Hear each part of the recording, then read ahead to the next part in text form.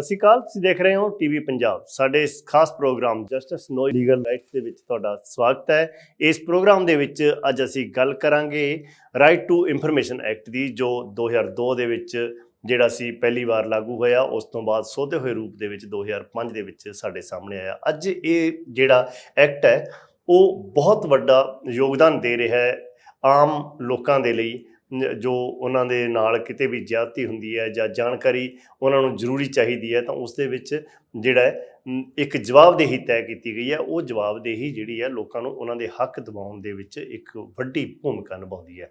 ਇਸ ਐਕਟ 'ਤੇ ਅਸੀਂ ਡਿਟੇਲ 'ਚ ਗੱਲ ਕਰਾਂਗੇ। ਸਾਡੇ ਨਾਲ ਮੌਜੂਦ ਨੇ ਪੰਜਾਬ ਹਰਿਆਣਾ ਹਾਈ ਕੋਰਟ ਦੇ ਪ੍ਰਸਿੱਧ ਵਕੀਲ ਅਜੇ ਸ਼ਰਮਾ ਭਾਰਦਵਾਜ, ਤੇ ਇਹਨਾਂ ਦੇ ਨਾਲ ਗੱਲ ਕਰਾਂਗੇ। ਸ਼ਰਮਾ ਜੀ, ਤੁਹਾਡਾ ਸਵਾਗਤ ਹੈ ਟੀਵੀ ਪੰਜਾਬ 'ਤੇ।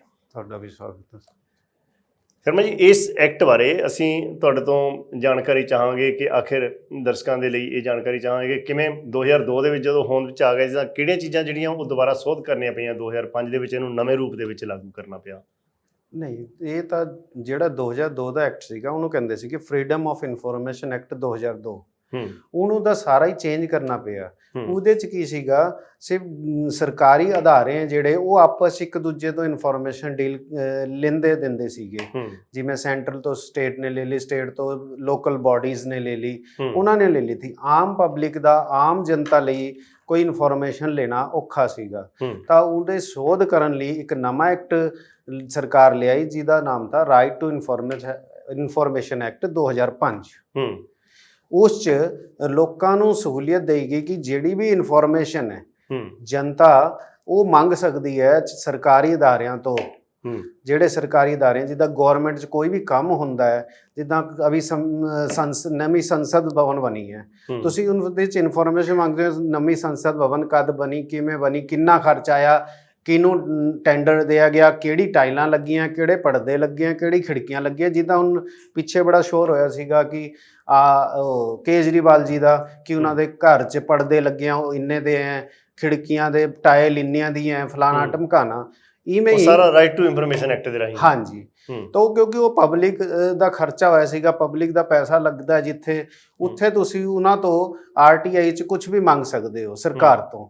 ਸਟੇਟ 'ਚ ਸਟੇਟ ਲਈ ਹੈ state public information officer, central 'ਚ ਸੈਂਟਰਲ ਪਬਲਿਕ ਇਨਫੋਰਮੇਸ਼ਨ ਆਫਿਸਰ ਹੈ, ਜਿਹੜਾ ਤੁਹਾਨੂੰ ਕੋਈ ਵੀ ਤੁਸੀਂ ਜਿਹੜੀ ਚੀਜ਼ ਮੰਗਣੀ ਹੈ ਉਹ ਤੁਹਾਨੂੰ ਦੇਣ ਲਈ ਪਾਬੰਦ ਹੋਏਗਾ। ਜਾਨੀ ਇਹਦੇ 'ਚ ਜਨਤਾ ਦੀ ਜਿਹੜੀ ਸ਼ਮੂਲੀਅਤ ਹੈ, ਜਿਹੜੀ ਜਨਤਾ ਦੀ ਸ਼ਮੂਲੀਅਤ ਹੈ ਉਹ 2005 ਦੇ ਵਿੱਚ ਆ ਕੇ ਹੋਈ ਹੈ। ਜਾਨੀ ਜਨਤਾ ਨੂੰ ਹੱਕ ਜਿਹੜਾ ਉਹ ਰਾਈਟ ਟੂ ਇਨਫੋਰਮੇਸ਼ਨ ਐਕਟ ਦੇ ਰਾਹੀਂ ਮਿਲਿਆ, 5 ਦੇ ਰਾਹੀਂ।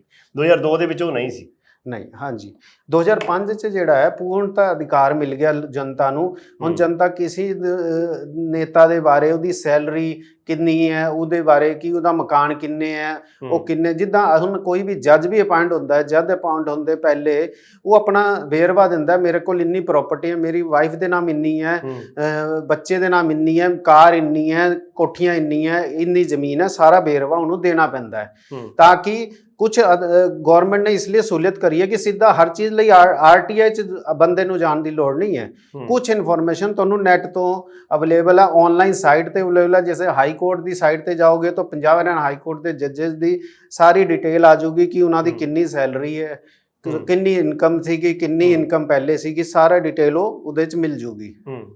ਤਾਂ ਇਸ ਲਈ ਗੌਰਮੈਂਟ ਜਹਾਂ ਤੱਕ ਸਹੂਲੀਅਤ ਹੈ ਕਿ ਲੋਕਾਂ ਨੂੰ ਕਿ ਤੁਸੀਂ ਉੱਧਰ ਡਾਇਰੈਕਟ ਇਨਫੋਰਮੇਸ਼ਨ ਲੈ ਸਕਦੇ ਹੋ ਉਸ ਸਾਈਟ ਤੇ ਜਾ ਕੇ। ਮਤਲਬ ਕਿਹੜੇ ਕਿਹੜੇ ਵਿਭਾਗ ਨੇ ਇਹੋ ਜਿਹੇ ਜਿਨ੍ਹਾਂ ਤੋਂ, ਜਾਂ ਕਹਿ ਲਈਏ ਕਿਹੜੇ ਡਿਪਾਰਟਮੈਂਟ ਨੇ ਜਿਨ੍ਹਾਂ ਤੋਂ ਜਿਹੜੀ ਪਬਲਿਕ ਹੈ ਉਸ ਦੇ ਤੌਰ ਤੇ ਇਹ ਇਸ ਤਰ੍ਹਾਂ ਦੀ ਇਨਫੋਰਮੇਸ਼ਨ ਲੈ ਸਕਦੀ ਹੈ? ਕਿਹੜੇ ਨੇ ਜਿਨ੍ਹਾਂ ਤੋਂ ਨਹੀਂ ਲਈ ਜਾ ਸਕਦੀ? ਨਹੀਂ, ਇਨਫੋਰਮੇਸ਼ਨ ਜਿਹੜੀ ਹੈ ਹਰ ਮਹਿਕਮੇ ਤੋਂ ਲਈ ਜਾ ਸਕਦੀ ਹੈ। ਇਨਫੋਰਮੇਸ਼ਨ ਲੈਣ ਲਈ ਤੁਹਾਨੂੰ ਸਿਰਫ ਤੁਸੀਂ RTI ਐਕਟ ਦਾ ਹਵਾਲਾ ਦੇ ਕੇ ਪਬਲਿਕ ਇਨਫੋਰਮੇਸ਼ਨ ਅਗਰ ਸੈਂਟਰ ਦੀ ਹੈ ਸੈਂਟਰ ਪਬਲਿਕ ਇਨਫੋਰਮੇਸ਼ਨ ਆਫਿਸਰ, ਔਰ ਸਟੇਟ ਦਾ ਸਟੇਟ ਪਬਲਿਕ ਇਨਫੋਰਮੇਸ਼ਨ ਆਫਿਸਰ ਤੋਂ ਤੁਸੀਂ ਕੋਈ ਵੀ ਇਨਫੋਰਮੇਸ਼ਨ ਲੈ ਸਕਦੇ ਹੋ। ਯਾਨੀ ਜਿੱਥੇ ਪਬਲਿਕ ਦਾ ਪੈਸਾ ਲੱਗਦਾ ਹੈ ਉਸ ਦੀ पब्लिक का पैसा जो है ना, या पब्लिक बंदा कोई काम कर रहा है, जैसे पुलिस वाला है कोई और कोई है पुलिस वाला है कोई सरकारी गड्डी का यूज़ कर रहा है, तो सरकारी गड्डी का यूज़ कर रहा है तो तुसी उहदी सरकारी गड्डी दी बेरवा मांग सकते हो, उन्हें कितना तेल फूकिया कित्थे कित्थे गया, लेकिन उहदी पर्सनल इन्फॉर्मेशन नहीं मांग सकते कि वो पर्सनल अपनी गड्डी च कित्थे गया की करया की नहीं, वो नहीं। तुसी सरकारी इन्फॉर्मेशन मांग सकते हो कि उन्हें कितना तेल यूज़ करया कित्थे गया कित्थे नहीं। ਤਾਂ ਸਭ ਤੋਂ ਅਹਿਮ ਹੋ ਜਾਂਦਾ ਹੈ ਕਿ ਅਸਲ ਦੇ ਵਿੱਚ ਜਿਹੜਾ ਆਮ ਬੰਦਾ ਹੈ ਉਹ ਇਸ ਰਾਈਟ ਟੂ ਇਨਫੋਰਮੇਸ਼ਨ ਐਕਟ ਦੇ ਰਾਹੀਂ ਇਨਫੋਰਮੇਸ਼ਨ ਲਵੇ ਕਿਵੇਂ, ਉਹਦੇ ਤਰੀਕਿਆਂ ਤੇ ਜੇ ਅਸੀਂ ਗੱਲ ਕਰੀਏ ਤਾਂ ਕਿਹੜੇ-ਕਿਹੜੇ ਤਰੀਕੇ ਨੇ ਜਿਨ੍ਹਾਂ ਦੇ ਰਾਹੀਂ ਕੋਈ ਵੀ ਬੰਦਾ ਜਿਹੜਾ ਉਹ ਮਤਲਬ ਇਨਫੋਰਮੇਸ਼ਨ ਲੈ ਸਕਦਾ ਹੈ। ਇਨਫੋਰਮੇਸ਼ਨ ਲੈਣ ਦੇ ਮੁੱਖ ਤੌਰ ਤੇ ਦੋ ਤਰੀਕੇ ਨੇ। ਇੱਕ ਜਿਹੜਾ ਹੈ ਆਨਲਾਈਨ, ਤੁਸੀਂ ਆਨਲਾਈਨ ਐਪਲੀਕੇਸ਼ਨ ਫਾਈਲ ਕਰਦੇ ਹੋ, ਆਨਲਾਈਨ ਸਾਈਟ ਤੇ ਜਾ ਕੇ ਉਸ ਵੈਬ ਸਾਈਟ ਤੇ ਜਾ ਕੇ ਜਿਹੜੇ ਵੀ ਡਿਪਾਰਟਮੈਂਟ ਤੋਂ ਤੁਸੀਂ ਇਨਫੋਰਮੇਸ਼ਨ ਮੰਗਦੇ ਹੋ ਉਸ ਡਿਪਾਰਟਮੈਂਟ ਦੀ ਸਾਈਟ ਤੇ ਜਾ ਕੇ ਉੱਥੇ ਇੱਕ ਪਰਫਾਰਮਾ ਆਏਗਾ, ਉਹ ਫਾਰਮੈਟ ਖੋਲ ਕੇ ਆਰਟੀਆਈ ਦਾ ਉਹਨੂੰ ਪ੍ਰੋਪਰ ਫਿਲਅਪ ਕਰਨਾ ਹੈ। ਫਿਲਅਪ ਕਰਨ ਦੇ ਬਾਅਦ ਉਦੋਂ ਲਾਸਟ 'ਚ ਤੁਸੀਂ ਇੱਕ ਕਾਲਮ ਆਏਗਾ, ਕਾਲਮ 'ਚ ਤੁਸੀਂ ਭਰਨਾ ਤੁਹਾਨੂੰ ਕੀ ਇਨਫੋਰਮੇਸ਼ਨ ਹੈ, 3000 ਵਰਡਾਂ 'ਚ ਤੁਸੀਂ ਲਿਖਣਾ ਸਾਰਾ ਕੁਝ ਕਿ ਕੀ ਇਨਫੋਰਮੇਸ਼ਨ ਚਾਹੀਦੀ ਹੈ, ਕਿੱਦਾਂ ਦੀ ਇਨਫੋਰਮੇਸ਼ਨ ਚਾਹੀਦੀ ਹੈ। ਤੋਂ ਭਰਨ ਦੇ ਬਾਅਦ ਜਦ ਤੁਸੀਂ ਸਬਮਿਟ ਕਰੋਗੇ ਤਾਂ ਉਹਦੇ ਬਾਅਦ ਤੁਹਾਡੇ ਕੋਲ ਇੱਕ ਆਪਸ਼ਨ ਆਏਗਾ ਪੇਮੈਂਟ ਦਾ। ਫਿਰ ਤੁਸੀਂ ਆਨਲਾਈਨ ਹੀ ਪੇਮੈਂਟ ਜਮ੍ਹਾਂ ਕਰਨੀ ਹੈ, ਜੋ ਉਹਨਾਂ ਦੀ ਨੋਮੀਨਲ ਫੀਸ 10 ਰੁਪਏ ਤੋਂ ਲੈ ਕੇ 100 ਰੁਪਏ ਤੱਕ ਹੋ ਸਕਦੀ ਹੈ।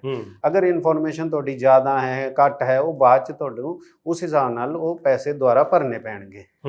ਦੂਜੀ ਆਉਂਦੀ ਆ ਆਫਲਾਈਨ ਇਨਫੋਰਮੇਸ਼ਨ, ਜਿੱਦਾਂ ਮੈਂ ਇੱਥੇ ਬੈਠਾ ਮੈਂ ਦਿੱਲੀ ਤੋਂ ਇਨਫੋਰਮੇਸ਼ਨ ਲੈਣੀ ਹੈ, ਸਾਈਟ ਤੇ ਹੈ ਨਹੀਂ ਫਾਰਮ, ਤਾਂ ਮੈਂ public information officer under RTI act 2005 'ਚ ਲਿਖ ਕੇ ਆਪਣੇ ਜਿਹੜਾ ਡਿਟੇਲ ਦੇ ਕੇ ਆਪਣਾ ਨਾਮ, ਐਡਰੈਸ, ਫੋਨ ਨੰਬਰ ਦੇ ਕੇ ਆਪਣਾ ਡਿਟੇਲ ਲਿਖਣੀ ਹੈ ਕਿ ਮੈਨੂੰ ਕਿਹੜੀ ਇਨਫੋਰਮੇਸ਼ਨ ਚਾਹੀਦੀ ਹੈ।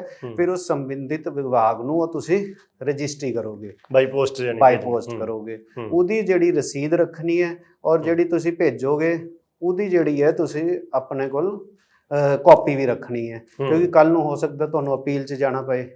ਠੀਕ ਹੈ, ਤਾਂ ਉਹਦੇ ਲਈ ਵੀ ਤੁਹਾਨੂੰ ਉਹਦੇ ਵਿਭਾਗ ਦੇ ਨਾਲ 10 ਰੁਪਏ ਤੋਂ ਲੈ ਕੇ 100 ਰੁਪਏ ਦੇ ਵਿੱਚ ਦਾ ਡਰਾਫਟ ਮਨੀ ਚੈੱਕ ਵੀ ਹੋ ਸਕਦਾ ਹੈ, ਪੋਸਟਲ ਆਰਡਰ ਵੀ ਹੋ ਸਕਦਾ ਹੈ, ਤਾਂ ਉਹਨੂੰ ਨਾਲ ਭੇਜਣਾ ਪਊਗਾ ਤੁਹਾਨੂੰ ਜੀ। ਉਹਦੇ ਬਾਅਦ ਉੱਥੇ ਤੋਂ ਤੁਹਾਨੂੰ ਇਨਫੋਰਮੇਸ਼ਨ ਆਏਗੀ ਕਿ ਰਿਸੀਵਿੰਗ ਹੋ ਗਈ ਨਹੀਂ। ਆਨਲਾਈਨ ਦਾ ਇਦਾਂ ਕਿ ਜਦ ਤੁਹਾਨੂੰ ਰਿਸੀਵ ਨਹੀਂ ਹੁੰਦੀ, ਬਾਈ ਚਾਂਸ ਤੁਹਾਨੂੰ ਮੈਸੇਜ ਨਹੀਂ ਆਇਆ, ਤਾਂ ਆਨਲਾਈਨ 'ਚ ਮੈਸੇਜ ਨਹੀਂ ਆਇਆ ਕਿ ਤੁਹਾਨੂੰ 24 ਤੋਂ 48 ਘੰਟੇ ਫਿਰ ਵੇਟ ਕਰਨੀ ਪੜੇਗੀ। ਈਵਨ ਦੈਨ ਤੁਹਾਨੂੰ ਨਹੀਂ ਪਤਾ ਲੱਗ ਰਿਹਾ ਕਿ ਤੁਹਾਡੀ ਇਨਫੋਰਮੇਸ਼ਨ ਸਬਮਿਟ ਹੋਈ ਹੈ ਆਨਲਾਈਨ ਕਿ ਨਹੀਂ, ਤਾਂ ਤੁਸੀਂ ਕੀ ਕਰੋਗੇ, ਉਹਨੂੰ ਸਾਈਟ ਤੇ ਜਾ ਕੇ ਉੱਥੇ ਇੱਕ ਇਨਫੋਰਮੇਸ਼ਨ ਆਫਿਸਰ ਦਾ ਆਰਟੀਆਈ ਦਾ ਉਹ ਹੈਗਾ, ਉੱਥੇ ਜਾ ਕੇ ਤੁਸੀਂ ਉਹਨੂੰ ਇਨਫੋਰਮ ਕਰ ਦਿਓ ਕਿ ਮੈਂ ਇੱਦਾਂ ਪਾਈ ਹੈ, ਤਾਂ ਇਹ ਅੱਜ ਤੱਕ ਮੈਨੂੰ ਉਹਦਾ ਰਿਸੀਵਿੰਗ ਦਾ ਮੈਸੇਜ ਨਹੀਂ ਆਇਆ। ਤਾਂ ਇਹ ਦੋ ਅਦਾਰੇ ਨੇ, ਇਸ ਦੇ ਤਰੀਕੇ ਨਾਲ ਤੁਸੀਂ ਆਰਟੀਆਈ ਮੰਗ ਸਕਦੇ ਨੇ।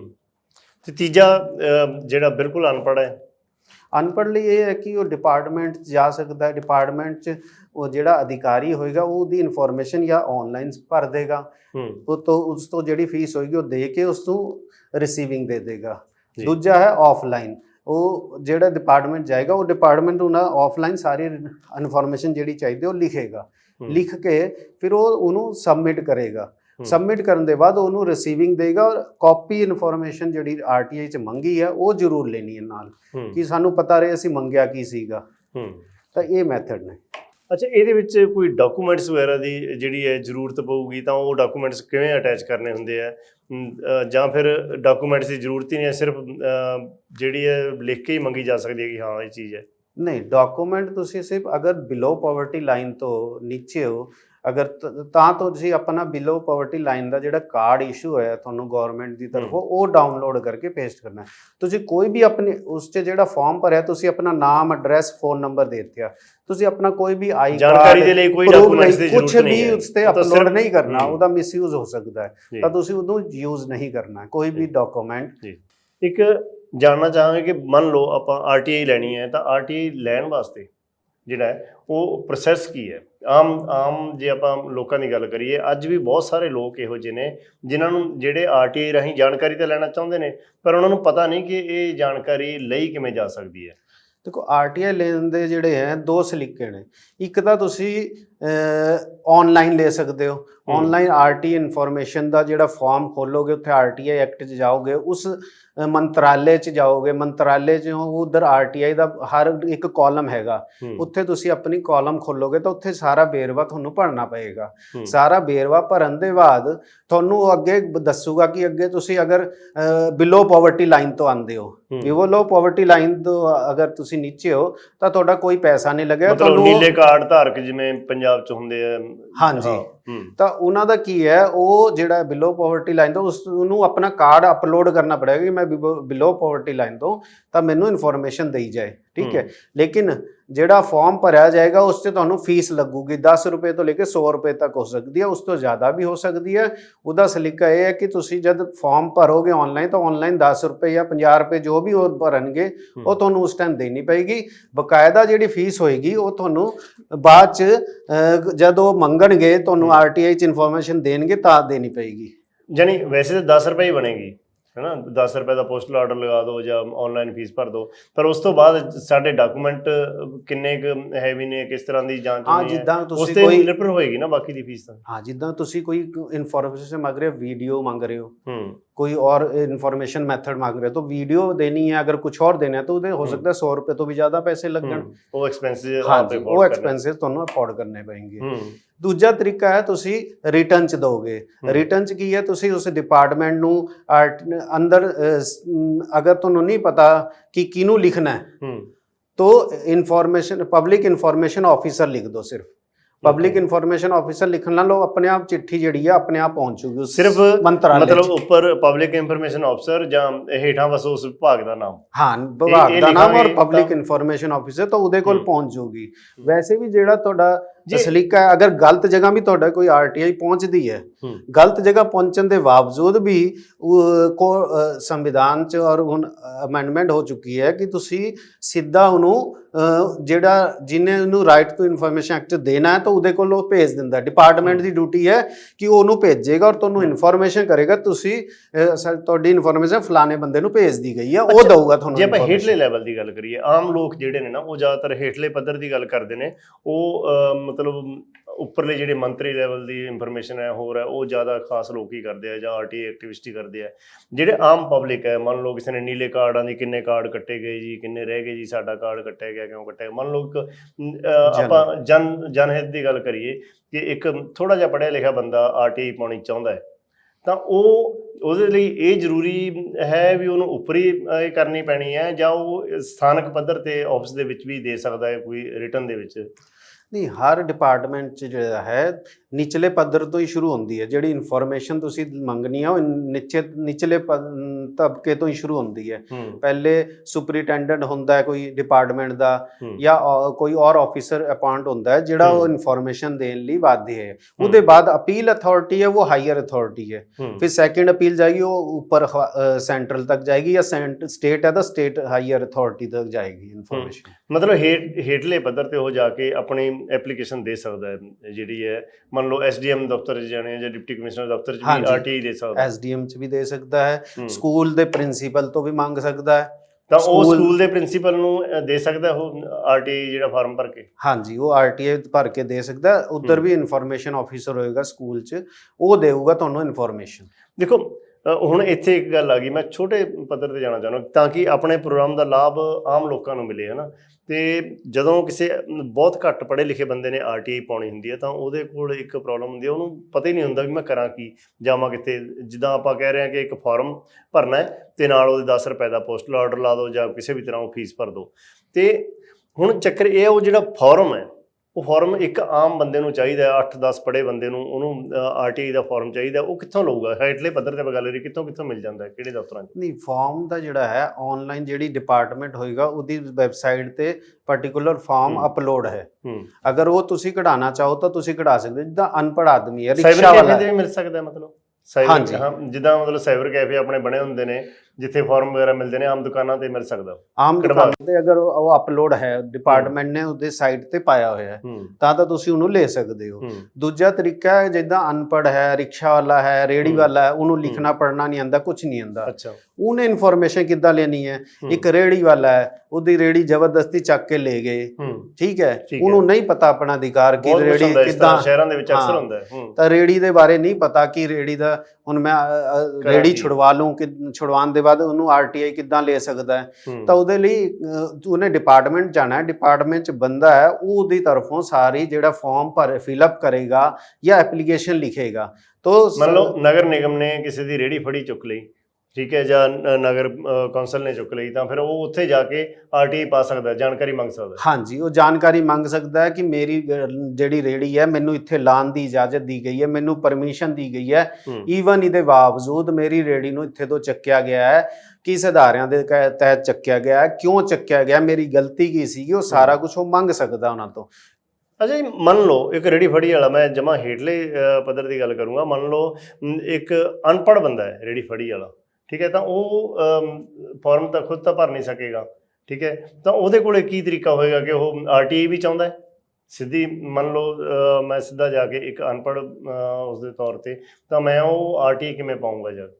ਉਹੀ ਦੱਸਿਆ ਨਾ ਮੈਂ, ਡਿਪਾਰਟਮੈਂਟ 'ਚ ਜਿਹੜੇ ਆਰਟੀਆਈ ਇਨਫੋਰਮੇਸ਼ਨ ਆਫਿਸਰ ਹੁੰਦਾ ਹੈ ਜਾਂ ਸੁਪਰਿੰਟੈਂਡੈਂਟ ਹੋਏਗਾ, ਉਸੇ ਡਿਪਾਰਟਮੈਂਟ 'ਚ ਜਾਣਾ ਡਾਇਰੈਕਟ ਤੁਸੀਂ, ਔਰ ਉੱਥੇ ਜਾ ਕੇ ਤੁਸੀਂ ਸਿਰਫ ਉਹਨੂੰ ਦੱਸਣਾ ਹੈ ਕਿ ਮੈਨੇ ਆਰਟੀਆਈ ਪਾਣੀ ਹੈ, ਮੈਨੂੰ ਲਿਖਣਾ ਪੜ੍ਹਨਾ ਨਹੀਂ ਆਉਂਦਾ, ਤਾਂ ਮੇਰੀ ਆਰਟੀਆਈ ਤਿਆਰ ਕਰੀਏ, ਤਾਂ ਉਹ ਤੁਹਾਡੇ ਆਰਟੀਆਈ ਆਨਲਾਈਨ ਉਸੇ ਟਾਈਮ ਭਰ ਦੇਣਗੇ ਔਰ ਤੁਹਾਨੂੰ ਉਹਦੇ ਇਨਫੋਰਮੇਸ਼ਨ ਦੇ ਦੇਣਗੇ ਕਿ ਇਹ ਤੁਹਾਡੀ ਆਰਟੀਆਈ ਹੋ ਗਈ ਔਰ ਇਹ ਤੁਸੀਂ ਪਰਚੀ ਲੈ ਜਾਓ। ਜਾਣੀ ਰਸੀਦ ਵਗੈਰਾ ਵੀ ਮਿਲ ਜਾਂਦੀ ਹੈ, ਤੇ ਉਹ ਰਸੀਦ ਤੋਂ ਬਾਅਦ ਕਿੰਨੇ ਦਿਨਾਂ ਦਾ ਸਮਾਂ ਹੁੰਦਾ ਹੈ ਜਦੋਂ ਤੱਕ ਜਿਹੜਾ ਉਹ ਆਰਟੀਆਈ ਰਾਹੀਂ ਜਾਣਕਾਰੀ ਦੇਣੀ ਹੁੰਦੀ ਹੈ, ਜਾਂ ਅਲੱਗ-ਅਲੱਗ ਸਮਾਂ ਹੁੰਦਾ ਹੈ? ਨਹੀਂ ਦੇਖੋ, ਜਿਹੜਾ ਪਹਿਲੇ ਹੈ ਨਿਚਲੇ ਤਬਕੇ ਤੇ ਜਾਂਦੇ ਆ ਤਦ ਉਹਦੇ 30 ਦਿਨ ਦਾ ਹੈ, 30 ਦਿਨ ਦੇ ਅੰਦਰ ਉਹਨੇ ਆਰਟੀਆਈ ਦੀ ਇਨਫੋਰਮੇਸ਼ਨ ਦੇਣੀ ਹੈ। ਜਦ ਉਹਨੂੰ ਰਿਸੀਵ ਹੋਈ, ਅੱਜ ਅਸੀਂ ਰਿਟਰਨ 'ਚ ਭੇਜੀ ਹੈ, ਹੋ ਸਕਦਾ 4 ਦਿਨ ਬਾਅਦ ਮਿਲੇ ਉਹਨੂੰ, 5 ਦਿਨ ਬਾਅਦ ਮਿਲੇ, ਟੋਟਲ ਉਹਨੂੰ ਜਿਸ ਦਿਨ ਰਿਸੀਵ ਹੋ ਗਈ ਉਹਦੇ 30 ਦਿਨ ਦੇ ਅੰਦਰ ਉਹਨੂੰ ਆਰਟੀਆਈ 'ਚ ਇਨਫੋਰਮੇਸ਼ਨ ਦੇਣੀ ਪਏਗੀ। ਅਗਰ ਨਹੀਂ ਦਿੰਦਾ ਤਾਂ ਉਹਦਾ ਤੁਹਾਡੇ ਕੋਲ ਹੈ ਕਿ ਤੁਸੀਂ ਉੱਪਰ ਅਪੀਲ 'ਚ ਜਾ ਸਕਦੇ ਹੋ ਉਹਦੇ ਖਿਲਾਫ ਕਿ ਮੈਂ ਇਹ ਫਰਮਾਨ। ਹਾਂ, ਮੈਂ ਉਹੀ, ਮੇਰਾ ਵੀ ਸਵਾਲ ਇਹੀ ਸੀਗਾ ਵੀ ਮੰਨ ਲਓ ਨਿਸ਼ਚਿਤ ਸਮੇਂ ਦੇ ਅੰਦਰ ਜਿਹੜੀ ਹੈ ਉਹ ਜਿਹੜੀ ਇਨਫੋਰਮੇਸ਼ਨ ਸੰਬੰਧਿਤ ਵਿਭਾਗ ਜਾਂ ਸੰਬੰਧਿਤ ਅਧਿਕਾਰੀ ਨਹੀਂ ਦਿੰਦਾ, ਤਾਂ ਫਿਰ ਕਿਸ ਤਰ੍ਹਾਂ ਦਾ ਹੱਲ ਹੈ ਉਹਦੇ ਕੋਲ? ਜਿਹੜਾ ਆਰਟੀਆਈ ਐਕਟਿਵਿਸਟ ਹੈ ਜਾਂ ਆਰਟੀਆਈ ਕਰਤਾ ਹੈ, ਤਾਂ ਉਹ ਕੀ ਕਰ ਸਕਦਾ ਹੈ? ਕਿਵੇਂ? ਪਹਿਲਾਂ ਤਾਂ ਉਹ ਉੱਪਰ ਜਾਊਗਾ ਅਪੀਲ 'ਚ, ਅਪੀਲ ਫਾਈਲ ਕਰੂਗਾ, ਅਗਰ 30 ਦਿਨ ਦੇ ਅੰਦਰ ਉਹਨੂੰ ਨਹੀਂ ਮਿਲ ਰਹੀ, ਉਹਦੇ ਬਾਅਦ ਗਵਰਨਮੈਂਟ ਨੇ ਕਾਸਟ ਫਿਕਸ ਕਰੀ ਹੋਈ ਹੈ ਕਿ 250 ਰੁਪਏ ਪਰ ਡੇ ਦੇਣੇ ਪੈਣਗੇ। ਜਿੰਨਾ ਡਿਲੇ ਹੋਗਾ, ਜਿੱਦਾਂ 30 ਦਿਨ ਅੱਜ ਪੂਰੇ ਹੋ ਗਏ, ਮੈਨੂੰ ਹਫਤੇ ਬਾਅਦ ਮਿਲੀ 250 ਰੁਪਏ ਹਫਤੇ ਦੇ ਮੈਨੂੰ ਉਹਨਾਂ ਨੇ ਦੇਣੇ ਆ। ਇੱਕ ਤਾਂ ਉਹ ਪਨਿਸ਼ਮੈਂਟ ਹੋਗੀ, ਠੀਕ ਹੈ। ਫਾਈਨ ਉਹ ਕੌਣ ਦਊਗਾ? ਜਿਹੜਾ ਪਬਲਿਕ ਇਨਫੋਰਮੇਸ਼ਨ ਆਫਿਸਰ ਹੈ, ਜਿਹਨੇ ਦੇਣੀ ਥੀ, ਉਹ ਆਪਣੀ ਜੇਬ ਤੋਂ ਦਊਗਾ, ਸਰਕਾਰੀ ਖਾਤੇ 'ਚੋਂ ਨਹੀਂ ਦੇ ਸਕਦਾ ਉਹਨੂੰ ਆਪਣੀ ਜੇਬ ਤੋਂ 250 ਰੁਪਏ ਪਰ ਡੇ ਦੇਣੇ ਪੈਣਗੇ। ਉਹਦੇ ਬਾਅਦ ਉਹ 25,000 ਰੁਪਏ ਤੱਕ ਉਹ ਜਿਹੜਾ ਜੁਰਮਾਨਾ ਜਾ ਸਕਦਾ ਹੈ, ਤਾਂ ਉਹ ਮੁਲਾਜ਼ਮ ਨੂੰ ਖੁਦ ਦੇਣੇ ਪੈਣਗੇ ਜਿਹਨੇ ਆਰਟੀਆਈ ਦੇਣੀ ਸੀਗੀ। ਜਿਹੜਾ ਤੁਸੀਂ ਜੁਰਮਾਨੇ ਦੀ ਗੱਲ ਕਰ ਰਹੇ ਹੋ, ਜਿਹੜਾ ਜੁਰਮਾਨਾ ਉਹ ਭਰੂਗਾ, ਉਹ ਜਿਹੜਾ ਪੈਸਾ ਹੈ ਉਹ ਸਰਕਾਰ ਦੇ ਖਜ਼ਾਨੇ 'ਚ ਜਾਂਦਾ ਹੈ ਜਾਂ ਉਸ ਨੂੰ ਐਪਲੀਕੈਂਟ ਨੂੰ ਮਿਲਦਾ ਹੈ? ਨਹੀਂ, ਉਹ ਤਾਂ ਜਿਹਨੇ ਰਾਈਟ ਟੂ ਇਨਫੋਰਮੇਸ਼ਨ ਐਕਟ 'ਚ ਇਨਫੋਰਮੇਸ਼ਨ ਮੰਗੀ ਹੈ ਉਹਨੂੰ ਦੇਣੇ ਆ, ਉਹਨੂੰ ਮੁਆਵਜ਼ੇ ਦੇ ਰੂਪ 'ਚ ਮਿਲਦਾ ਇੱਕ ਤਰ੍ਹਾਂ ਦਾ, ਉਹਦੀ ਇਨਫੋਰਮੇਸ਼ਨ ਲੇਟ ਹੋਈ ਹੈ, ਠੀਕ ਹੈ। ਤੇ ਹੋਰ ਇਹਨੂੰ ਇੱਕ ਸੌਖੇ ਤਰੀਕੇ ਨਾਲ ਜੇ ਆਪਾਂ ਜਾਣਨਾ ਚਾਹੀਏ ਕਿ ਜਦੋਂ ਬੰਦਾ ਇਨਫੋਰਮੇਸ਼ਨ ਐਕਟ ਦੇ ਰਾਹੀਂ ਕੋਈ ਇਨਫੋਰਮੇਸ਼ਨ ਜਾਣਨੀ ਚਾਹੁੰਦਾ ਹੈ ਤਾਂ ਕਿਸ ਤਰ੍ਹਾਂ ਲੈ ਸਕਦਾ? ਕਿਸੇ ਵੀ ਮਤਲਬ ਵੀ ਆਪਾਂ ਸੌਖੇ ਤਰੀਕੇ ਨਾਲ ਕਿਵੇਂ ਮਤਲਬ ਹਾਸਲ ਕੀਤੀ ਜਾਏ ਜੇ ਲੱਗਦਾ ਵੀ ਉਹ ਨਹੀਂ ਮਿਲਦੀ ਨਾ? ਉਹਦੇ ਤਰੀਕਾ ਇਹੀ ਹੈ, ਮੈਂ ਦੱਸਿਆ, ਅਗਰ ਥੱਲੇ ਵਾਲੇ ਮੁਲਾਜ਼ਮ ਜਾਂ ਥੱਲੇ ਵਾਲੀ ਅਥਾਰਟੀ ਤੁਹਾਨੂੰ ਨਹੀਂ ਦੇ ਰਹੀ ਤਾਂ ਤੁਸੀਂ ਉਹਦੇ ਉੱਪਰ ਜਾਓਗੇ। ਕੁਝ ਜਗ੍ਹਾ ਤੁਹਾਡੇ ਤੇ ਲਾਈ ਨਹੀਂ ਕਰਦਾ। ਹੁਣ ਤੁਸੀਂ ਹਸਬੈਂਡ ਵਾਈਫ ਦਾ ਕੇਸ ਹੈ, ਉਹ ਕੋਰਟ 'ਚ ਚਲਾ ਗਿਆ, ਵਾਈਫ ਨੇ ਪ੍ਰੂਵ ਕਰਨੀ ਹੈ ਹਸਬੈਂਡ ਦੀ ਸੈਲਰੀ। ਹਸਬੈਂਡ ਜਿਹੜਾ ਪ੍ਰਾਈਵੇਟ ਜੌਬ ਕਰਦਾ ਹੈ ਕਿਸੇ ਕੰਪਨੀ 'ਚ, ਹੁਣ ਉਹਦੀ ਸੈਲਰੀ ਪ੍ਰੂਵ ਕਰਨ ਲਈ ਉਹ ਆਰਟੀਆਈ 'ਚ ਅਗਰ ਇਨਫੋਰਮੇਸ਼ਨ ਭੇਜਦੀ ਹੈ ਕਿ ਮੇਰੇ ਹਸਬੈਂਡ ਦੀ ਕਿੰਨੀ ਸੈਲਰੀ ਹੈ, ਤਾਂ ਉਸ ਤੇ ਉਹ ਲਾਗੂ ਨਹੀਂ ਹੋਊਗਾ, क्योंकि जरूरी नहीं है कि वो इन्फॉर्मेशन दे, ठीक है, वो उसकी पर्सनल इन्फॉर्मेशन होगी ना। मेरी सैलरी मेरी पर्सनल इन्फॉर्मेशन है, मेरी वाइफ का भी राइट नहीं है। हाँ, कोर्ट दे राही वो बुला के उधर प्रूव कर सकती है, ठीक है। तो इस तरह अलग अलग अदारे हैं जिन्हां ते डिपेंड करता है कि इन्फॉर्मेशन किस तो मंगी गई है। अगर सिक्योरिटी का मामला है, कुछ इदा दी इन्फॉर्मेशन मान ली जिहदे नाल ਤੁਹਾਨੂੰ ਸਿਕਿਉਰਿਟੀ ਦਾ ਖਤਰਾ ਹੈ ਕਿ ਦੇਸ਼ ਦੀ ਜਾਂ ਸਟੇਟ ਦੀ ਸਿਕਿਉਰਿਟੀ ਨੂੰ ਨੁਕਸਾਨ ਹੋਏਗਾ, ਤਾਂ ਇਸ ਲਈ ਉਹ ਇਨਫੋਰਮੇਸ਼ਨ ਮਨਾ ਕਰ ਸਕਦੇ ਆ, ਨਹੀਂ ਦੇ ਸਕਦੇ। ਕੋਈ ਇਸ ਤਰ੍ਹਾਂ ਦੀ ਸਜ਼ਾ ਦਾ ਪ੍ਰਾਵਧਾਨ ਵੀ ਹੈਗਾ ਵੀ ਕਿ ਜੇ ਅਧਿਕਾਰੀ ਕੋਈ ਇਨਫੋਰਮੇਸ਼ਨ ਨਹੀਂ ਦਿੰਦਾ, ਜ਼ਿਆਦਾ ਲਟਕਾਉਂਦਾ ਹੈ, ਜ਼ਿਆਦਾ ਨੁਕਸਾਨ ਹੋ ਜਾਂਦਾ ਹੈ, ਤਾਂ ਉਹਨੂੰ ਕੋਈ ਵੈਸੇ ਸਜ਼ਾ ਵੀ ਹੋ ਸਕਦੀ ਹੈ ਮੁਆਵਜ਼ੇ ਤੋਂ ਬਿਨਾਂ? ਨਹੀਂ, ਇਸ 'ਚ ਤੇ ਸਿਰਫ ਮੁਆਵਜ਼ੇ ਦਾ ਪ੍ਰਾਵਧਾਨ ਹੈ ਜੋ 25,000 ਰੁਪਏ ਤੱਕ ਹੈ। ਹੂੰ ਉਹਦੇ ਬਾਅਦ ਤੁਸੀਂ ਅਪੀਲ 'ਚ ਜਾਓਗੇ, ਅਪੀਲ 'ਚ ਤੁਹਾਨੂੰ ਇਨਫੋਰਮੇਸ਼ਨ ਮਿਲ ਜੂਗੀ। ਉਹਦਾ ਟਾਈਮ 90 ਦਿਨ ਹੈ। ਹੂੰ ਅਗਰ ਉੱਥੇ ਵੀ ਨਹੀਂ ਮਿਲਦੀ ਤਾਂ ਤੁਸੀਂ ਉੱਪਰ ਹਾਇਰ ਅਥਾਰਟੀ ਕੋਲ ਚਲੇ ਜਾਓਗੇ। ਧੰਨਵਾਦ ਜੀ ਤੁਹਾਡਾ ਇਹ ਖਾਸ ਜਾਣਕਾਰੀ ਦੇਣ ਦੇ ਲਈ। ਇਹ ਸਨ ਅਜੇ ਸ਼ਰਮਾ ਭਾਰਦਵਾਜ, ਜੋ ਪੰਜਾਬ ਹਰਿਆਣਾ ਹਾਈ ਕੋਰਟ ਦੇ ਵਕੀਲ ਨੇ, ਜਿਨ੍ਹਾਂ ਨੇ ਜਾਣਕਾਰੀ ਦਿੱਤੀ ਹੈ ਰਾਈਟ ਟੂ ਇਨਫੋਰਮੇਸ਼ਨ ਐਕਟ ਦੇ ਬਾਰੇ ਕਿ ਆਖਿਰ ਇਹ ਐਕਟ ਜਿਹੜਾ ਉਹ ਸਾਡੇ ਲਈ ਕਿੰਨਾ ਲਾਭਕਾਰੀ ਹੈ, ਕਿਵੇਂ ਅਸੀਂ ਜਿਹੜੀ ਹੈ ਇਸ ਐਕਟ ਦੇ ਰਾਹੀਂ ਕੋਈ ਵੀ ਜਾਣਕਾਰੀ ਸੰਬੰਧਿਤ ਵਿਭਾਗ ਤੋਂ ਲੈ ਸਕਦੇ ਹਾਂ, ਅਤੇ ਜੇ ਉਹ ਵਿਭਾਗ ਨਹੀਂ ਤੁਹਾਨੂੰ ਜਾਣਕਾਰੀ ਦਿੰਦਾ ਤਾਂ ਉਸ ਦਾ ਕੀ ਪ੍ਰਾਵਧਾਨ ਹੈ, ਕਿਸ ਤਰ੍ਹਾਂ ਜਿਹੜਾ ਉਸ ਜਾਣਕਾਰੀ ਨੂੰ ਉੱਪਰ ਤੱਕ ਪਹੁੰਚ ਕਰਕੇ ਲਿਆ ਜਾ ਸਕਦਾ ਹੈ। ਅਸੀਂ ਇਸ ਚੀਜ਼ ਨੂੰ ਜਿਹੜਾ ਵਿਆਖਿਆ ਕਰਨ ਦੀ ਕੋਸ਼ਿਸ਼ ਕੀਤੀ ਹੈ ਕਿ ਇੱਕ ਆਮ ਆਦਮੀ ਵੀ, ਜਿਸ ਨੂੰ ਜੋ ਜ਼ਿਆਦਾ ਪੜ੍ਹਿਆ ਲਿਖਿਆ ਵੀ ਨਹੀਂ ਹੈ, ਉਹ ਹੇਠਲੇ ਪੱਧਰ 'ਤੇ ਇੱਕ ਰੇਹੜੀ ਫੜੀ ਵਾਲਾ ਵੀ ਕਿਵੇਂ ਰਾਈਟ ਟੂ ਇਨਫੋਰਮੇਸ਼ਨ ਦੇ ਰਾਹੀਂ ਆਪਣੇ ਹੱਕਾਂ ਦੀ ਰਾਖੀ ਕਰ ਸਕਦਾ ਹੈ, ਸੰਬੰਧਿਤ ਜਾਣਕਾਰੀ ਜਿਹੜੀ ਹੈ ਉਹ ਵੱਡੇ ਤੋਂ ਵੱਡੇ ਵਿਭਾਗ ਤੋਂ ਲੈ ਸਕਦਾ ਹੈ, ਉਸ ਦੀ ਵਿਆਖਿਆ ਕਰਨ ਦੀ ਕੋਸ਼ਿਸ਼ ਕੀਤੀ ਹੈ, ਤੁਹਾਨੂੰ ਜਾਣਕਾਰੀ ਦੇਣ ਦੀ ਕੋਸ਼ਿਸ਼ ਕੀਤੀ ਹੈ। ਤਾਂ ਇਹ ਸੀ ਸਾਡਾ ਇਹ ਖਾਸ ਪ੍ਰੋਗਰਾਮ। ਅਗਲੇ ਪ੍ਰੋਗਰਾਮ ਦੇ ਵਿੱਚ ਕਿਸੇ ਨਵੇਂ ਕਾਨੂੰਨੀ ਨੁਕਤੇ 'ਤੇ ਗੱਲ ਕਰਾਂਗੇ। ਤੁਸੀਂ ਬਣੇ ਰਹੋ TV ਪੰਜਾਬ ਦੇ ਨਾਲ। ਸਾਨੂੰ ਦਿਓ ਇਜਾਜ਼ਤ। ਧੰਨਵਾਦ।